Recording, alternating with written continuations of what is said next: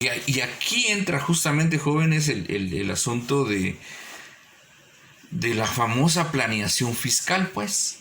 O sea, para eso existe la planeación fiscal. Bueno, ¿cuánto tengo de mercaderías? No me puedo exceder más de una cierta cantidad.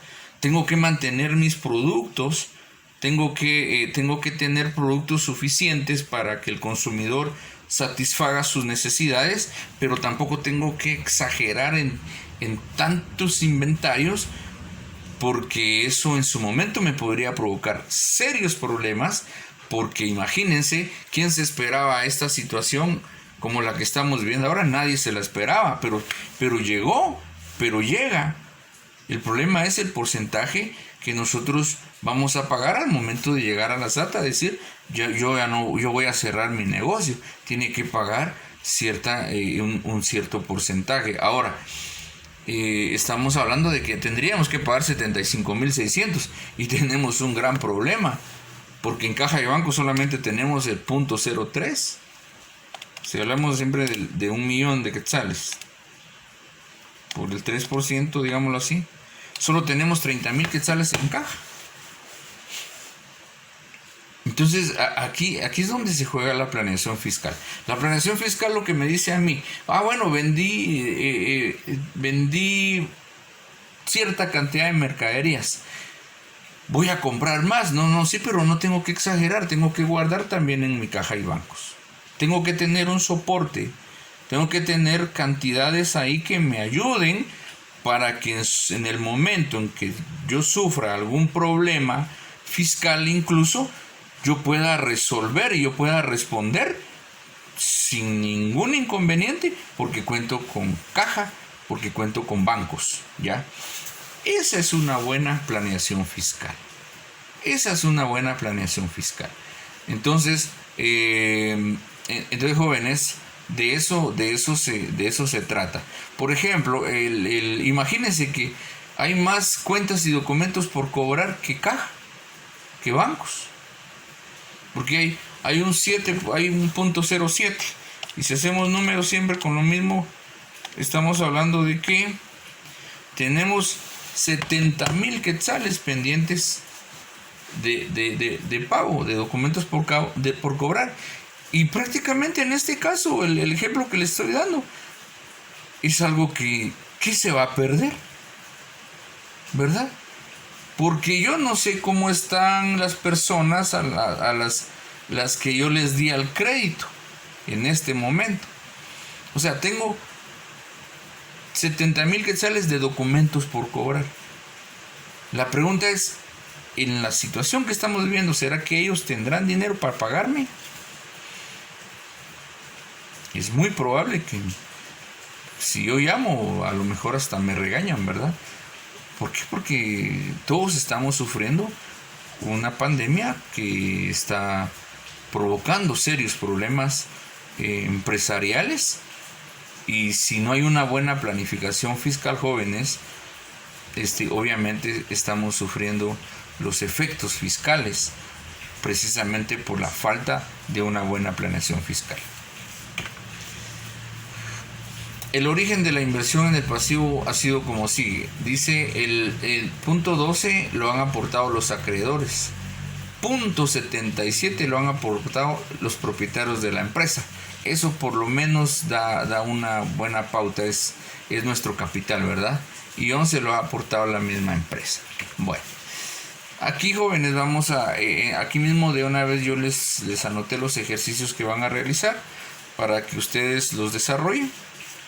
El ejercicio 1 dice: desarrolla e interprete estados de resultados de fábrica de camisas S.A. del periodo tal con las cuentas y valores siguientes. Entonces, mis jóvenes, aquí van a anotar ustedes, de acuerdo a lo que vimos hace un momentito, ahí donde dice, donde está el signo de porcentaje, van a escribir sus porcentajes. Y obviamente recuerden que les tiene que dar un 100%. Interpretación, dice: por cada un quetzal de ventas netas, 59 corresponde al costo de lo vendido. Y luego por cada un quetzal de ventas netas corresponde a gastos de operación. Entonces, jóvenes, lo que aquí estamos diciendo es de que sí necesitamos una buena planificación fiscal para que no pasemos penas como esta. Por ejemplo, el tercer caso dice aquí: por cada un quetzal de ventas, la empresa provisiona 0 para impuestos sobre la renta. Mala, yo diría muy mala planeación fiscal. La empresa no tiene ni un centavo para provisionar impuestos sobre la renta. Y si nos termina dando un ejercicio buenos resultados, buenas ganancias, la empresa se ve afectada precisamente por la falta de una planeación fiscal. Los índices de liquidez. Dice liquidez general. ¿Qué es el índice de liquidez? En el proceso de toda negociación, generalmente las empresas contraen deudas que en un mayor o menor periodo de tiempo tienen que devolver. Eso es cierto, ¿verdad? Sí se contraen deudas. El problema es que hay que pagar, ¿verdad? Pues bien, uno de los indicadores que mide este dato es precisamente el ratio de liquidez, que se puede definir de la siguiente forma. El ratio de liquidez pone de manifiesto la capacidad de la empresa para hacer frente al pago de su deuda a corto plazo. Y como lo que se pretende es analizar si la empresa tiene recursos disponibles para afrontar sus obligaciones, se hace poniendo en relación dos rubros del balance general, como lo son cuentas del activo corriente, cuentas del pasivo corriente. La fórmula sería activo corriente dividido pasivo corriente.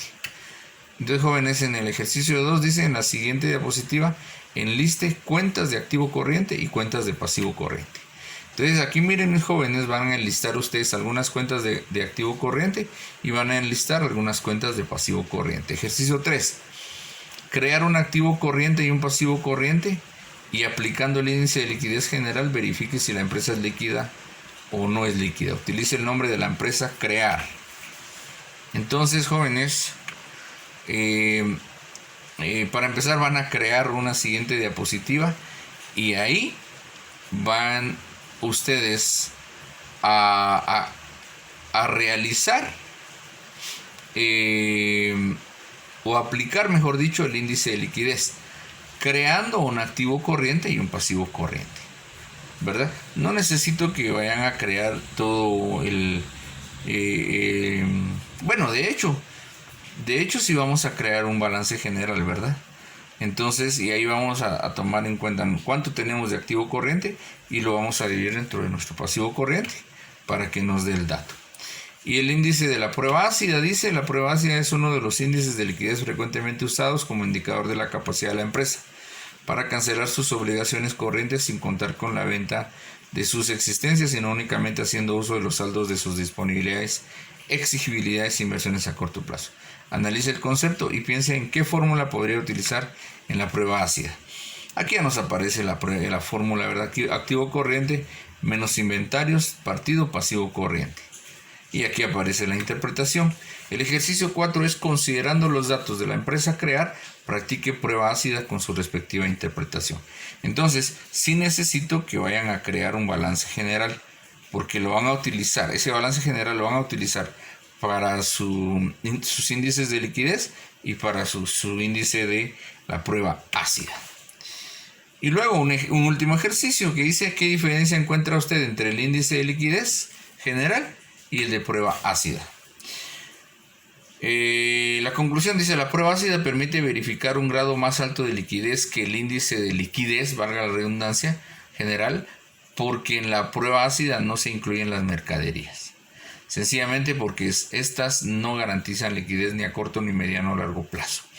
Por ejemplo, habría liquidez en el ejemplo que les di hace un momento, no el ejemplo que aparece en las diapositivas, sino el que yo personalmente les di, donde les dije: señores, podríamos tener 1,000,000 de quetzales en nuestros activos, pero tenemos le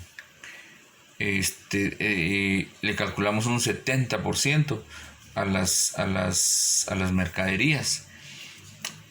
¿Será funcional la prueba ácida para ese caso? La respuesta es que no. ¿Por qué? Porque tenemos mucha mercadería, pero eso no garantiza que la empresa esté líquida, ¿verdad? Imagínense ustedes una empresa donde la mayoría de productos que venden, por ejemplo, una empresa de fruta, Y ellos tienen bastante fruta y como tienen de fruta de la mejor, pues, entonces compran mucha mercadería, tienen mucha fruta. Y de repente les dicen, señores, se cierra el país. Lo que va a suceder ahí es de que toda esa fruta se va a echar a perder y ahí ya no existe índice de liquidez.